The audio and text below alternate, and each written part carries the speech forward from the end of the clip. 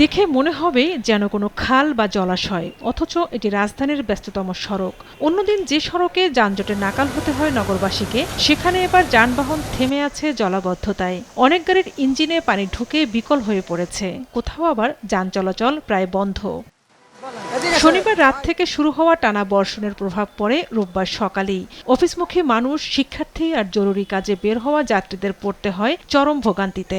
গণপরিবহন ছিল হাতে গোনা, আর রিকশা ভাড়া গুনতে হয়েছে স্বাভাবিকের তুলনায় 2 থেকে 3 গুণ বেশি। বাস পাওয়া কষ্ট, ভাঙ্গা 3বার আসলাম, গুলিস্তান থেকে 3বার আসলাম এই জায়গায়। সুয়ারেজ ব্যবস্থা নাই, পানি উঠে গেছে, খুবই কষ্টদায়ক। প্রকাশ করার মতো না যে ভোগান্তিতে পড়তেছি আমরা।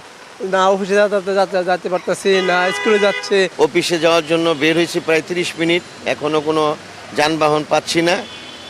সব মিলিয়ে বিরাট একটা ভোগান্তি। শুধু যাতায়াত নয়, জলাবদ্ধতায় ক্ষতির মুখে পড়েছেন ব্যবসায়ী, দিনমজুর সহ খেটে খাওয়া মানুষ। আজিমপুরে যে বাইরের পানিগুলো ছিল সব ভিতরে ঢুকে প্রায় এই কোমর পর্যন্ত পানি।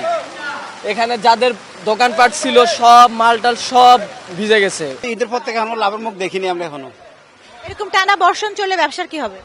ব্যবসা কি হবে? ব্যবসা লস থাকতে হবে, হয়তো একসময় দেখা দোকানপাট ছাড়িয়ে চলে যেতে হবে। সকালবেলা আসলাম, ফার্স্ট টাইমে আসা দোকান খুললাম, মার্কেটে অনেক পানি উঠে গেছে, এখন দোকান বন্ধ করে চলে যাচ্ছে। সরকার যদি এরা নিয়ন্ত্রণ করতো আমাদের জন্য ভালো হতো আর কি। অতিবৃষ্টিতে রাজধানীর বেশ কয়েকটি শিক্ষা প্রতিষ্ঠানে পরীক্ষা স্থগিত করা হয়েছে। বিভিন্ন এলাকায় সৃষ্টি হয় তীব্র যানজট, তলিয়ে গেছে ড্রেন ও ম্যানহোলের ঢাকনা। এতে বেড়েছে দুর্ঘটনার সংখ্যা।